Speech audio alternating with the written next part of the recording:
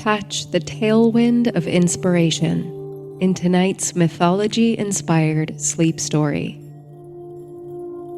Sleep and Sorcery is a folklore and fantasy-inspired sleep series.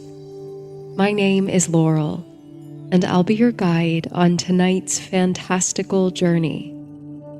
Sleep and Sorcery is one part bedtime story, one part guided meditation, and one part dreamy adventure. Follow along with my voice for as long as you like.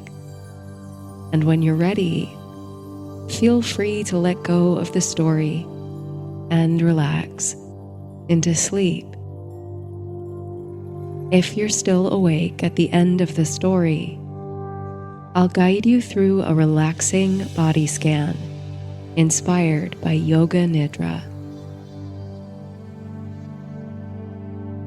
In tonight's story, you are a devoted sculptor, an artist, and a craftsperson. You are hard at work, completing a pair of sculptures for display in a romantic garden, which you hope will become your masterpiece. The figures are Prometheus and Pandora of Greek myth, but you are stuck on certain features. You struggle to sculpt their hands, reflecting on the nature of craft, control, and power in mythology and art. You mold countless iterations of the sculptor's hands before finally bringing the pair to life.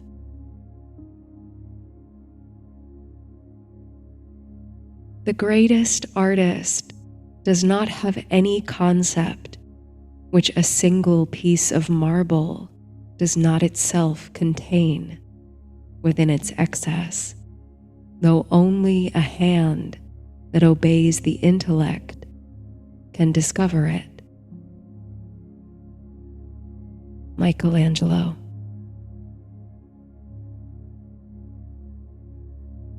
The tools of a sculptor, from the eye of an observer, are many.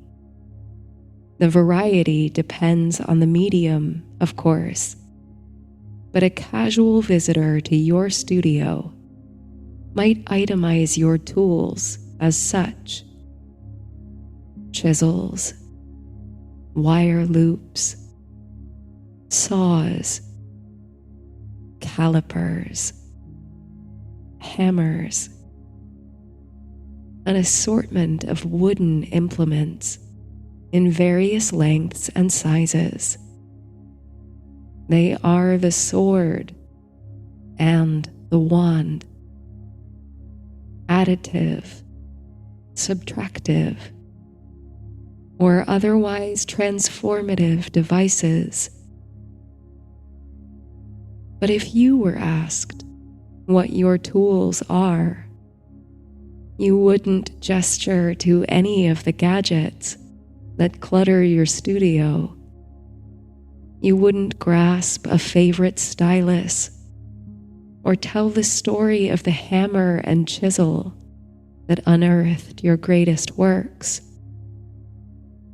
Instead, you would answer thus: it starts with the hands. They are your instruments. Ordinary and ubiquitous as they are, your hands are your craft.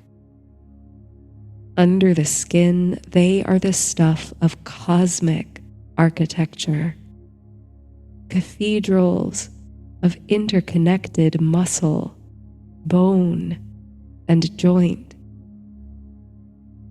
Even in the moments, few and far between, in which you are not working, your fingers twitch and prickle, itching to plunge themselves into clay or lay strips of wet plaster. They conduct silent symphonies, mold invisible media. Yours is a pursuit, an art characterized by resolute stillness. You labor to capture the motionless moment in stone or bronze.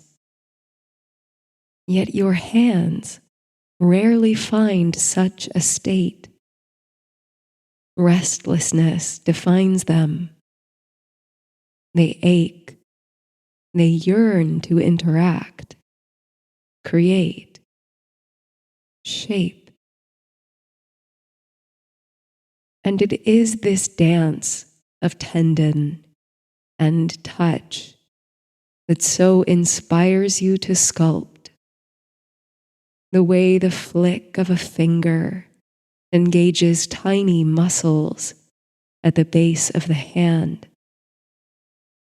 The arching dynamism of even the subtlest movement.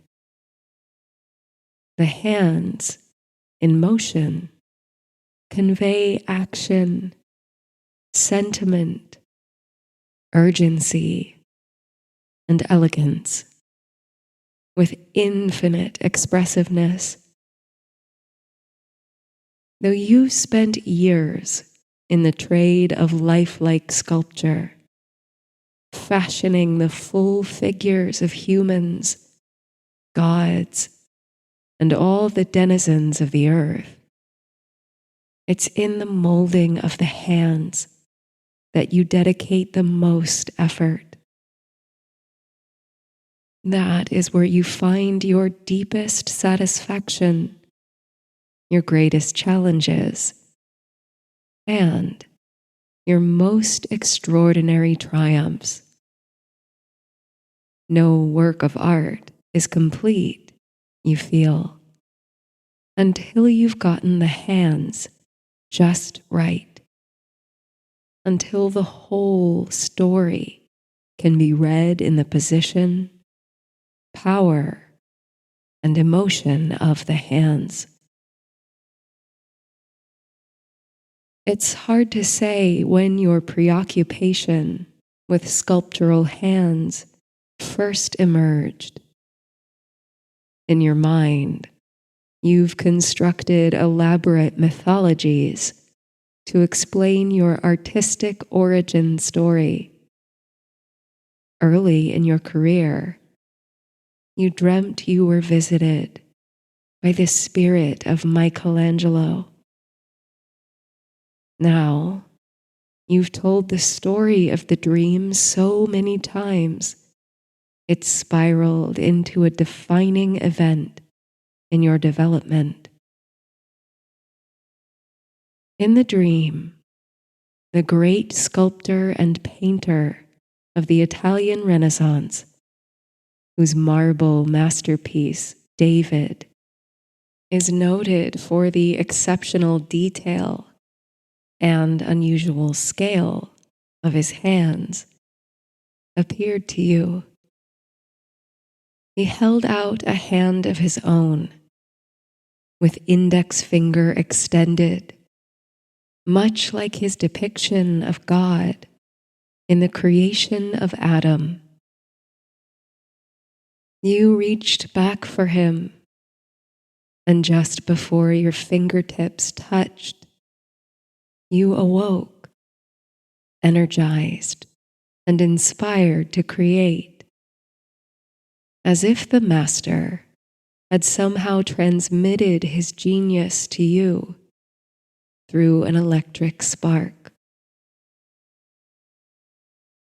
But if you were to strip away the mythic memory of it all, the appearance of Michelangelo's ghost, and really say, when you were first gripped with this obsession with hands, well, fittingly enough, you suppose it happened in Rome, the same city where the fingers of Adam and God nearly graze each other on the ceiling of the Sistine Chapel. But it was in another building, an elegant, Baroque villa converted to a gallery of artistic wonders. Upon its walls hang the like of Titian and Caravaggio, and throughout the villa's many rooms, a visitor can look upon the greatest works of the sculptor Gian Lorenzo Bernini. He came after Michelangelo, and he reinvigorated Italian sculpture with a sense of dynamism and motion and ecstasy that had never been seen before. The city of Rome is punctuated with Bernini's work. He was the artistic mind and the hand behind the Trevi Fountain and others. St. Peter's Basilica and many other Roman churches feature his artworks. But in the Galleria Borghese, the villa turned museum, your artistic passion was set aflame. There is a marble of Bernini's which depicts the abduction of Proserpina, the goddess of spring, by Pluto, lord of the underworld. Every aspect of the work is extraordinary. From every angle, it ignites the imagination, provokes emotion, and seems to breathe, even in the stillness of stone. But where Pluto's hand grasps the thigh of the goddess, her flesh, though chiseled from unyielding marble, seems to give. The artist gives softness to the stone. And all this alchemy, this transmutation of the solid material, is conveyed through the positioning of one hand.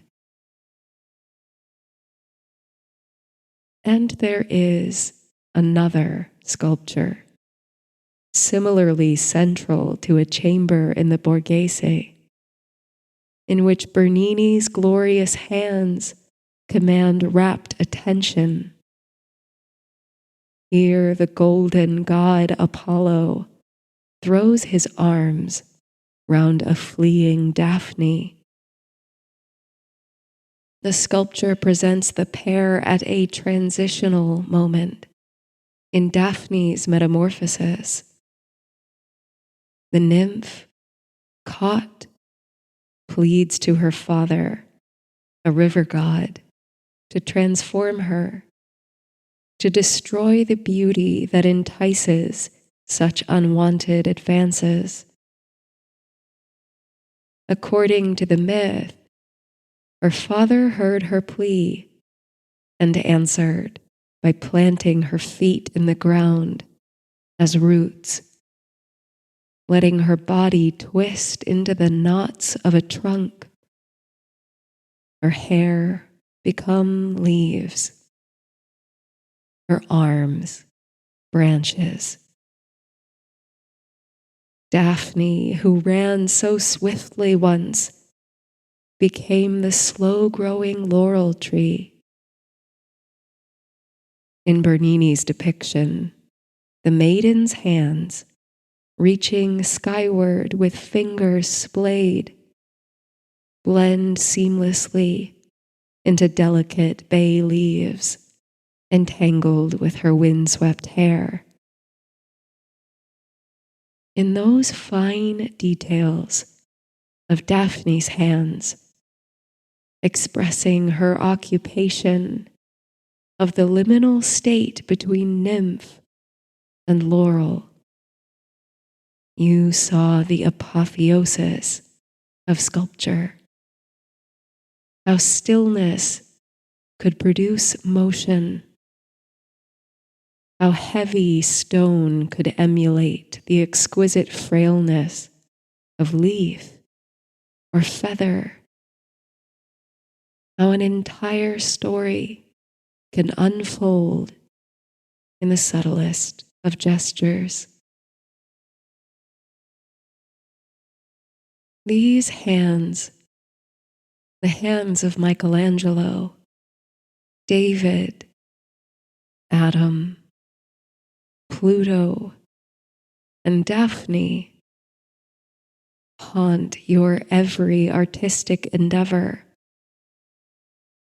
You never aim to imitate, only to approach the level of care placed by the artists who came before you in the sculpting of these most miraculous features. Every sculpture you've ever made, whether molded from clay, cast in bronze, or chiseled from stone, tells its story through the placement of the hands. You've been praised for your artistry with these details, harped upon by critics and layfolk alike. At this stage in your career, hands are something of a signature.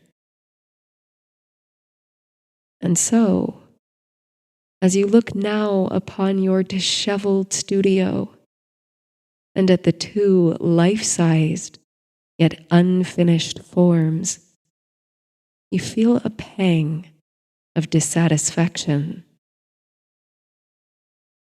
When you took your latest commission, you never suspected you'd find yourself at such a creative crossroads. It was a landscape gardener who approached you with the project, and you've been toiling away at it for so long, it seems a lifetime.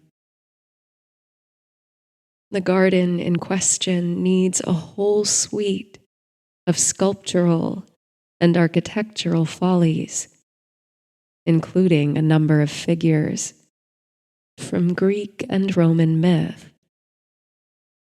With a team of studio assistants and considerable resources at your fingertips, it's been a relatively smooth process. The winds of inspiration have blown consistently, stirring you to creative fervor. You're telling a story through the figures in the garden, one that will interact with the botanicals, evolve with the seasons, and delight the wanderer through pleached alleys and dripping grottos. But there are two figures left to complete, the two you consider most important, most central to the artistic fulfillment of your commission, to the narrative of the garden design, and also two figures you've longed to bring to life for years.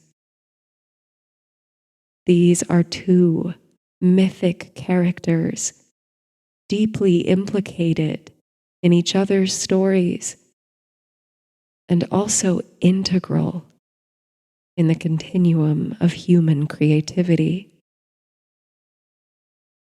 They are Prometheus, the Titan, best known for stealing divine fire from the hearth of Zeus to bestow on humankind.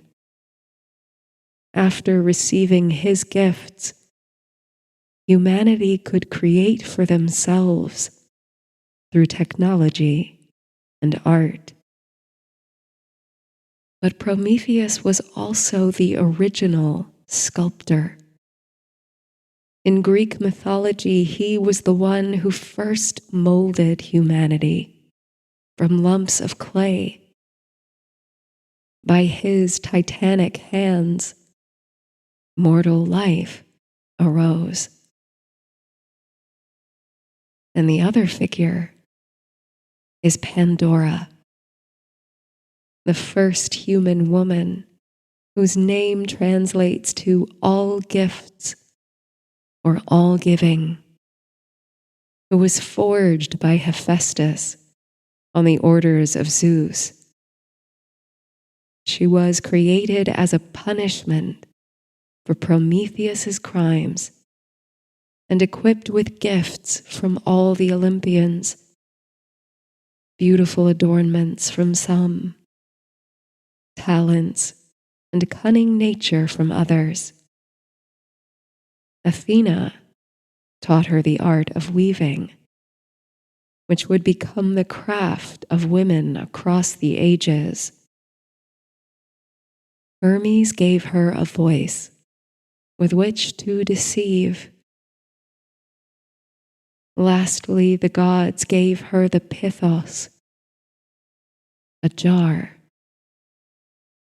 and within the jar, all the ills that had not yet plagued the mortal world, all evil, disease, and destruction. Many myths and legends and fairy tales contain forbidden things, an attic never to be opened, a fruit never to be picked, a last look never to be taken, a lid never to be lifted. As a species, you think, we are fascinated by what we are not meant to see, not meant to know. And as in every story which features a forbidden action, Pandora's inevitably climaxes with the breaking of the taboo, the spilling of the jar, after which all the potential ills, all the sorrows not yet known, wreak havoc on the human world. Pandora, who is the wife of Prometheus's own brother, becomes the progenitor of evil merely by tipping the jar. She is also the first human mother, a primal creator in her own right. These figures, thus, as avatars of creativity and forbidden knowledge, captivate your artistic mind. Whenever you recall your dream of Michelangelo, you feel charged with the nearness of your hands and his, the spark that almost ignited between you, the transfer of some divine knowledge you were never meant to know, and your continued efforts, your iterations and revisions with clay and bronze and marble. These are excavatory. These are your investigations into the heart of that secret, creative alchemy. Where better than in the figures of Prometheus and Pandora, those original makers, to uncover such wisdom? The final figures are meant to be produced in marble. But as with nearly all your projects, clay is the first material in which you work. You feel like Prometheus when you work with it, experimenting, extruding life from the limp and formless. It engages your hands in such a way that the model and the muscle become one.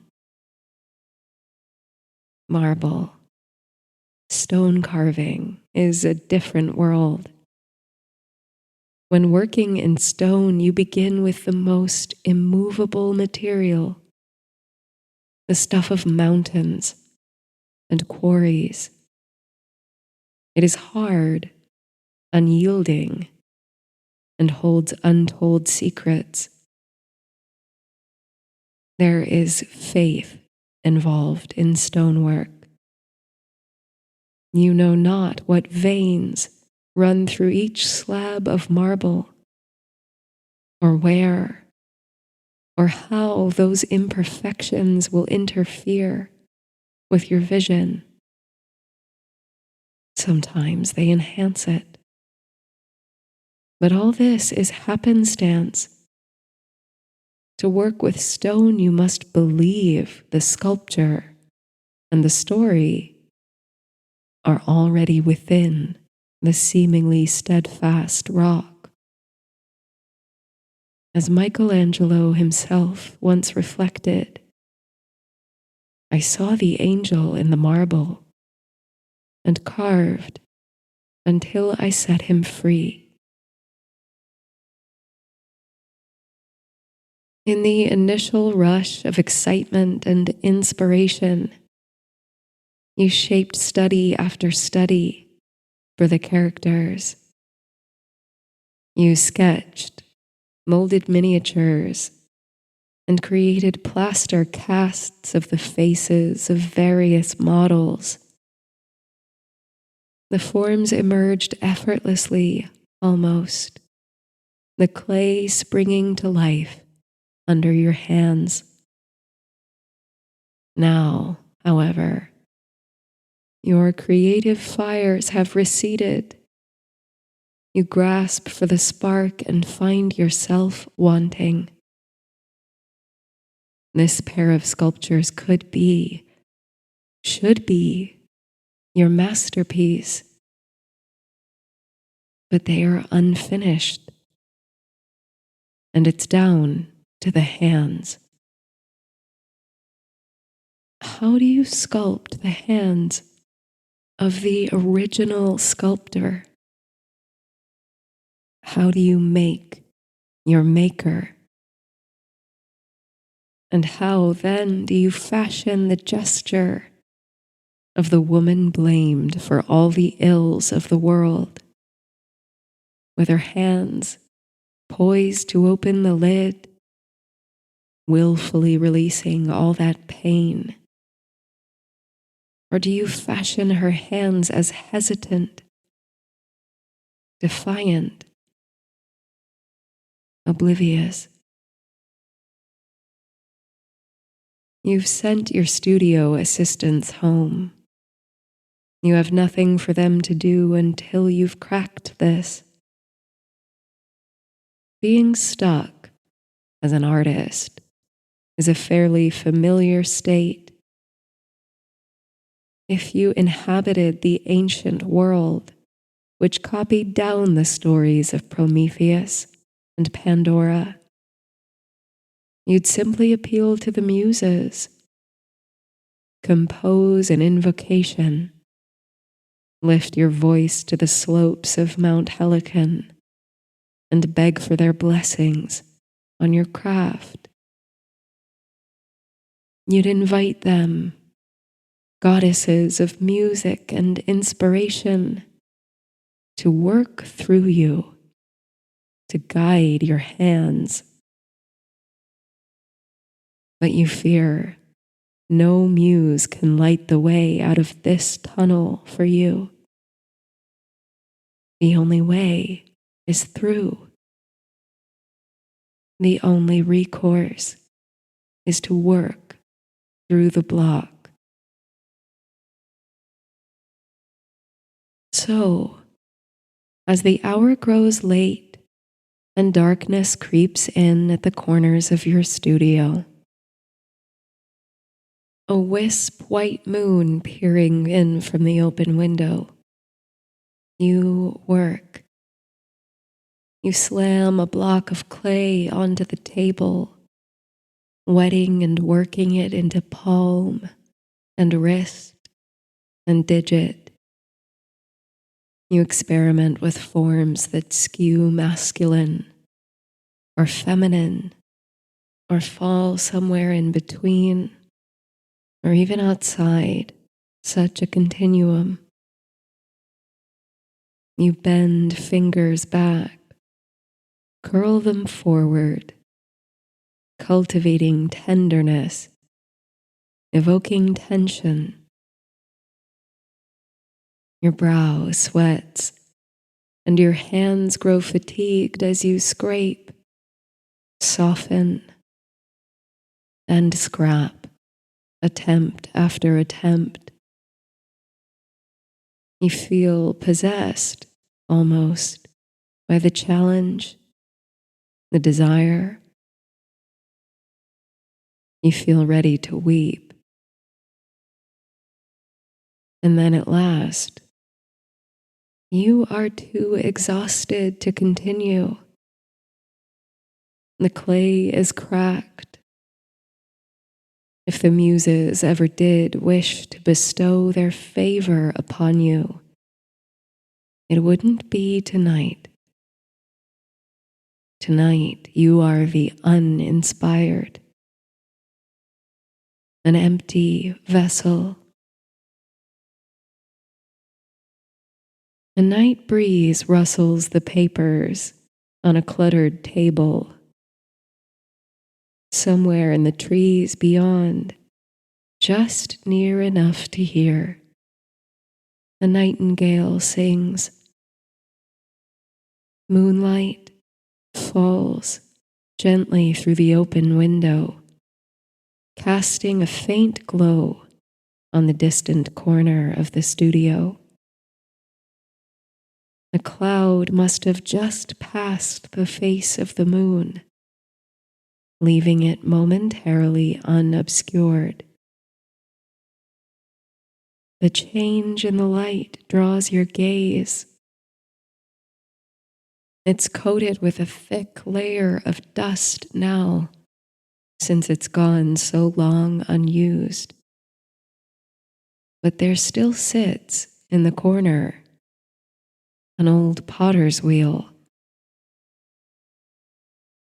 You used to turn to it now and then when you needed something to do, to relax, to engage your hands, but escape the work and expectations of commission.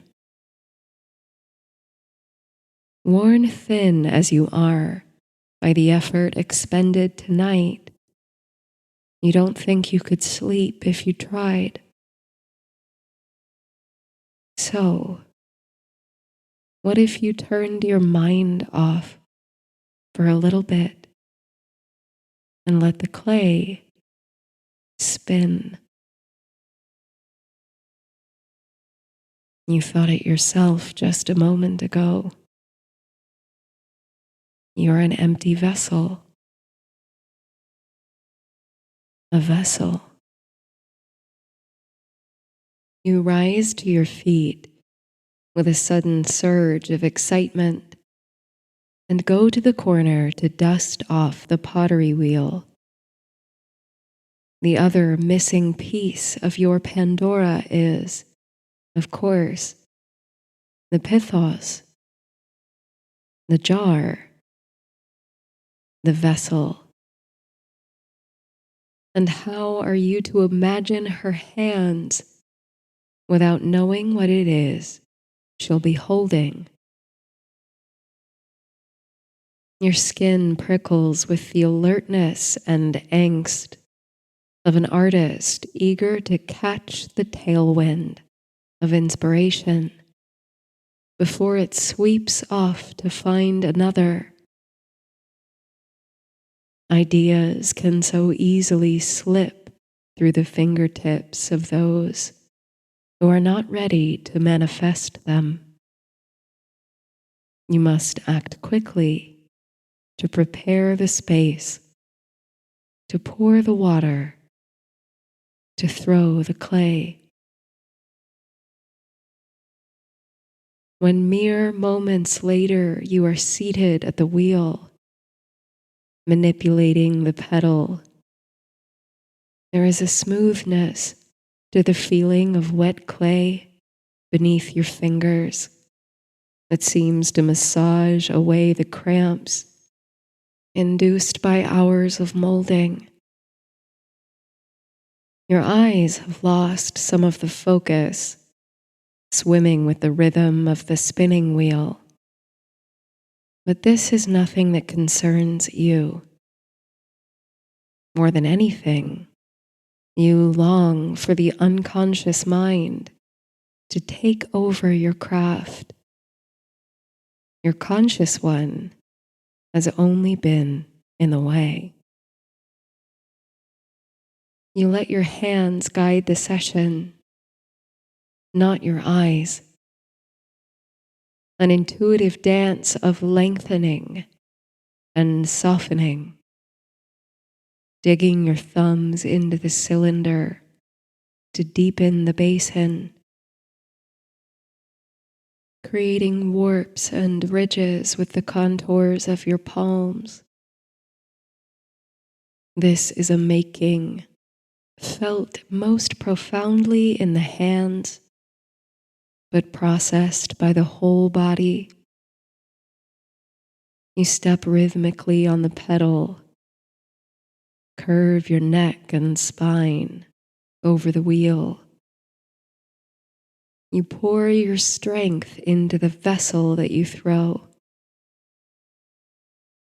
It is nice, you think, as much as you love them, to take a break from sculpting hands. As you spin, letting your fingers lightly graze the whirling clay, you think of Pandora and her jar. You think of how she must have been molded from clay, like the rest of her race, before being fired in the forge of the gods. How she was made, specifically, to be the bearer of punishment for humankind, equipped with the pithos in the full knowledge that she would open it. The story casts her as a being without will, a puppet in the game of Olympus. Yet the tellers also decry her deceitful ways, lay the blame for all evil at her feet. Which is it? Was she made for this? Or did she choose it? You dig a decorative groove into the vessel, which rings round the outside as it spins.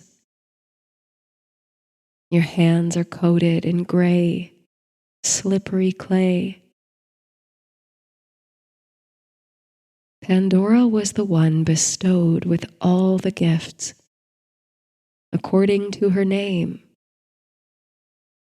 But she was also generous, a giver of gifts, like Prometheus. He brought fire, that ultimate tool of action, creation, and destruction to mortals.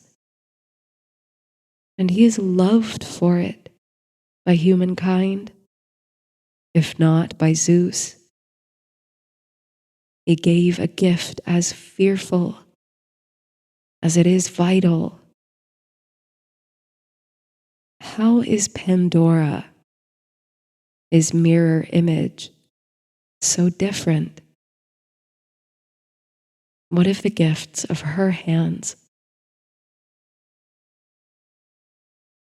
On and on the wheel spins, and your mind turns the stories over and over, stirring the two figures together and apart. Prometheus and Pandora, The difference between them is clear when you think about it. Hands are the instruments of men. That's what language tells us. Manos, manus, manifest, manicure, manipulate. The words for hand, labor, art, and man are curiously intertwined across cultures. The hand is the body. The hand is the maker. The hand is the progenitor. And the stories reinforce this binary. The hand of God, the hand of Prometheus, the hand of the sculptor. These are the forces of creation. And rarely do the stories allow women to possess them. They have Pandora, the original mother, the giver of gifts, fired like a vessel in a kiln, built by men to punish men. Stripped of choice, yet blamed nonetheless. Yet hers are hands that weave, like Athena's, textiles and tapestries that clothe armies and dress vessels with sails are her children. She is a maker. Her daughter, Pyrrha, survived a great flood.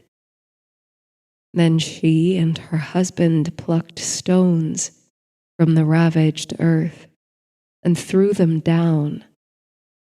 And where they struck the ground, grew a new generation of men and women.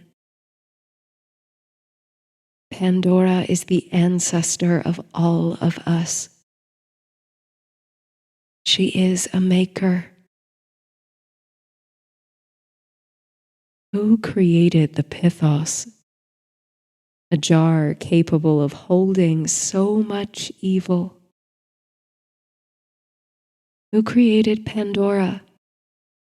Really? A blacksmith? Or did she spin herself upon the wheel? What of Pandora's hands? Your mind is making new connections, opening portals to new myths at a mile a minute. Your foot pumps at the pedal, gathering speed without conscious effort. Your hands slip across the wet clay. You hardly notice the paper-thin walls of the vessel beginning to wobble. Your thoughts are coming too fast, faster than the wheel can spin. And then, with a folding and a crumbling, the clay on the wheel collapses, and the pot flops. You lift your foot from the pedal and watch as the wheel slows, the clay tumbling into a misshapen pile at its center. You let go a defeated sigh. It seems tonight that you are incapable of even this. What if the artist, once visited in a dream by the ghost of Michelangelo? What of the knowledge, the talent, the genius he tried to transfer to you? You can't help but laugh now at the sorry mass of matter that now spins slowly before you. Resigned, you scoop up the deflated clay in your hands and carry it across the studio where you intend to dispose of it.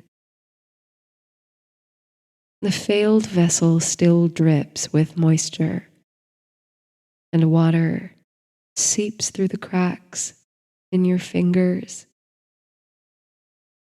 You pass the figure of Pandora and stop before her, admiring the work you've done so far and lamenting what has not yet been made.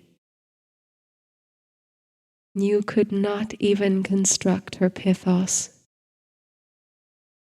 Instead, you hold before her a pitiful knot of clay, like a fallen tower. The sculptor's gaze is lifted. Water drips on the floor, onto your feet. Human hands are porous, you think, imperfect. They are ridged like landscapes and rich with oils. They absorb and they secrete and they degrade, leaving behind whorls and spirals like little frictive galaxies on everything they touch. They're capable of great tenderness and great tension. They cannot hold everything, hard as they may try. But clay is porous, too. So is rock, even marble, though the seeping is slow. What else could explain the ring stains of 1,000 cups of cold coffee that mark the tables of your studio? Maybe that's what you've been missing. The story was never about seeing what you weren't meant to see, knowing what you weren't meant to know, releasing what ought to have remained inside. The story was always about the vessel, a valiant effort to contain harm, but ultimately a futile effort, because even marble is porous, even rock seeps. You look down at the dripping ball of clay in your hands. These are strong hands, practiced hands. They know how to work clay and use tools and hold on to loved ones and be gentle. They know how to excavate the angel from the marble, how to compose action through stillness, how to make the unyielding soften. And yet, the water still seeps through the cracks. These hands still ache at the end of a long day of work. These hands still struggle to hold it all. The curl of your fingers around the clay the twitching of your right thumb, the tightness of the knuckles of your ring finger, the weight of the failed pithos on your palms. No matter how hard you try, you cannot tell the multitudes of this story of Pandora's nor Prometheus in one artwork, in one sequence, through those most expressive yet limited wonders. The hands cannot hold it all. An otherworldly lightness comes over you now. Your shoulders relax. The sun is rising. He gazes in upon the studio, grazing the feet of Pandora with his light. Just now, the clay figure, she with no jar and no hands, could be flesh, the way the sunlight plays upon her. Her eyes could be gazing down upon you, her lips curled into a knowing smile. Prometheus, her counterpart, also bathes in the swelling sunlight, his flesh alight with the creative fire he so benevolently stewards.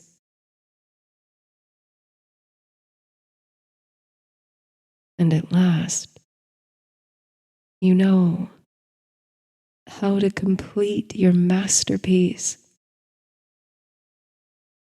You know how to restore these mythic figures to the magnanimity and dignity they deserve. A pair of cupped hands is a vessel. It is a pithos. The contents may slip and escape through the cracks, but this is the point. You were never meant to hold it all, Pandora. Nor you, artist, maker, sculptor. There is no shame in the confession that you could never, in your wildest dreams of Bernini or Michelangelo, not even on the breath of the muses, make something of such power and complexity as her. There is only liberation there, because the knowledge isn't forbidden at all. It never was. It's only aching to be released. Catch what of it you can and ride its tailwinds into the ecstasy of art making. Let the rest go. It will be caught by others, and it may yet come back around. It is, after all, a gift.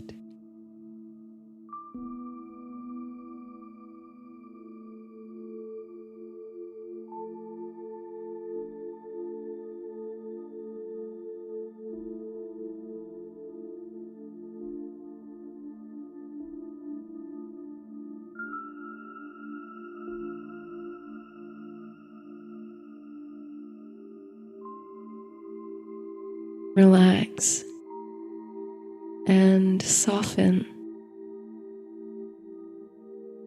finding a comfortable stillness here.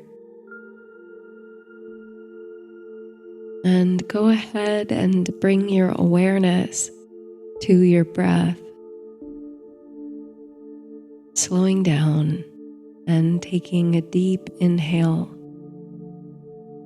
Make this the biggest breath you've taken all day. Exhale slowly, completely emptying out and feeling yourself relax deeply into place.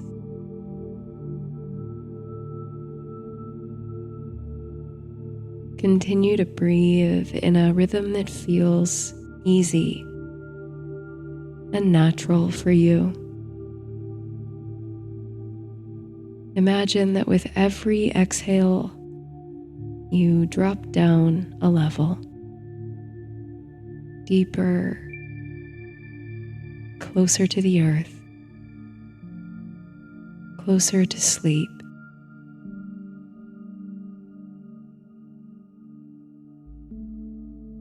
We'll now scan the body, rotating our awareness throughout, while continuing to use the breath to send you deeper and deeper into relaxation.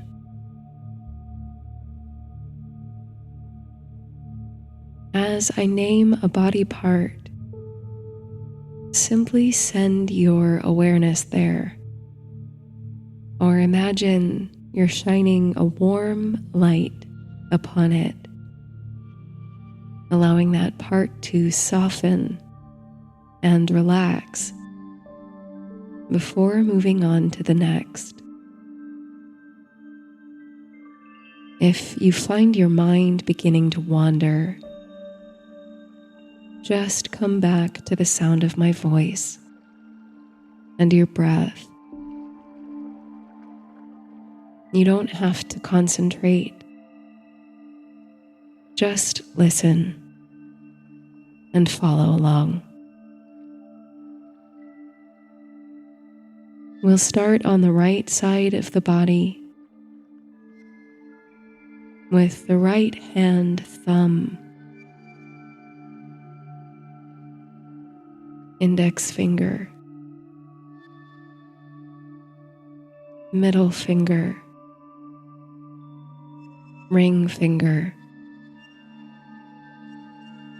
pinky finger. Feel the space between the fingers, the palm of the hand, back of the hand, wrist, forearm, elbow, upper arm, shoulder, the armpit, the right side of the chest, right side of the waist, right hip, right side of the pelvis,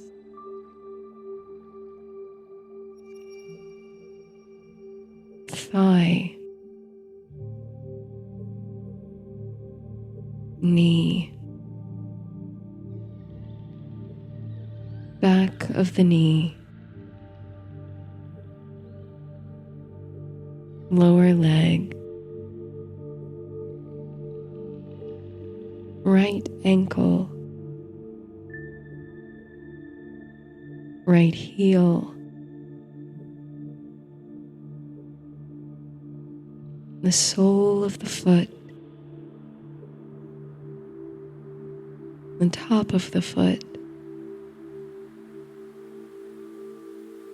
right big toe, second toe,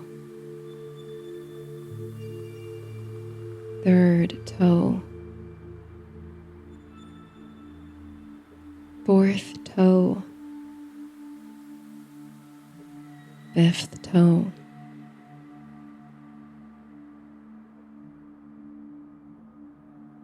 feel the right side of the body, sending the breath like a current of relaxation throughout.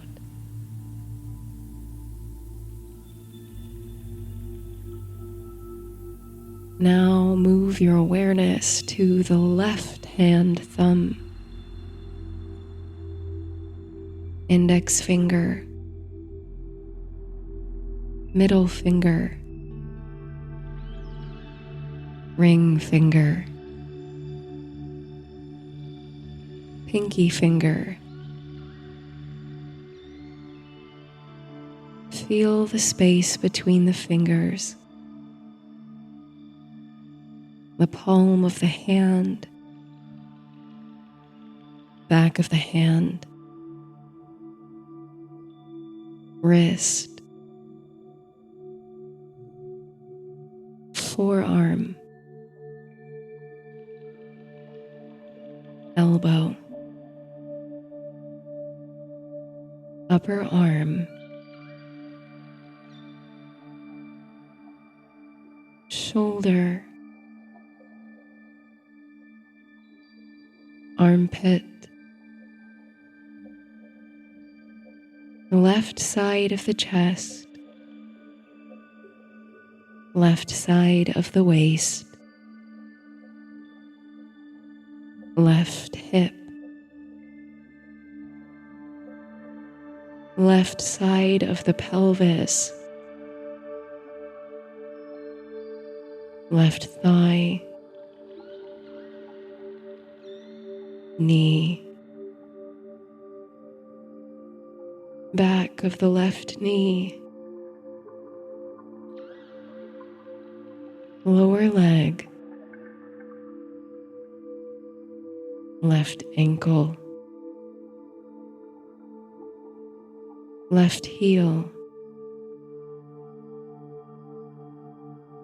sole of the foot, top of the foot, left big toe, second toe, third toe, fourth toe,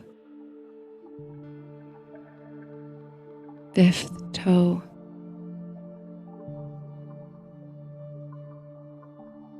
feel the left side of the body, sending the breath like a wave of relaxation throughout.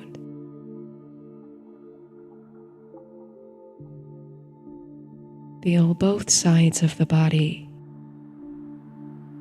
connected in relaxation.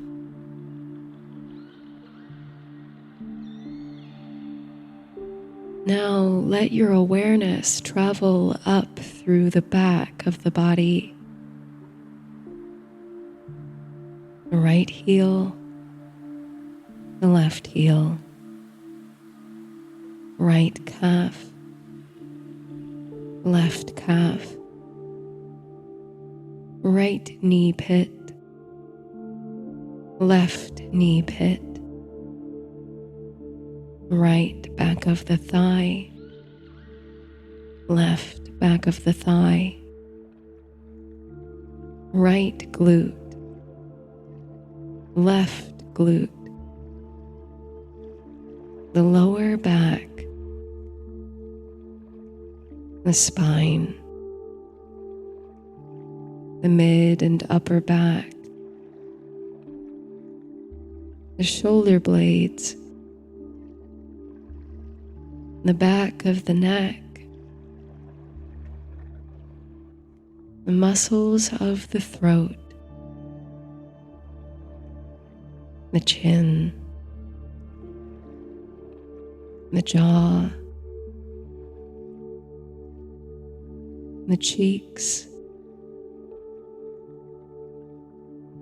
right ear, left ear, the nose, right temple, left temple, right eye, left eye, right eyebrow, left eyebrow, the middle of the eyebrows, the forehead, the top of the head, the whole scalp,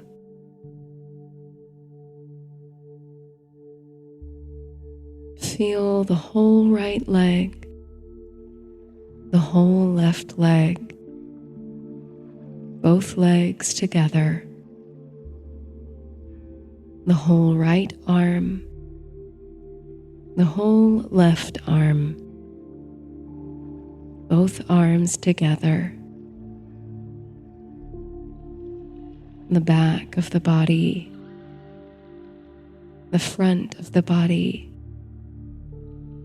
front and back together,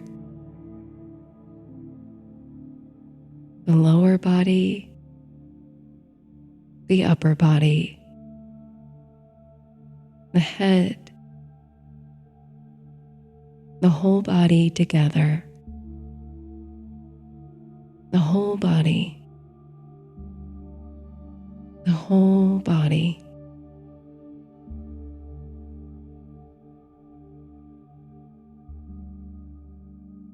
Release and breathe, letting the breath carry you downward, further still, toward sleep. Good night.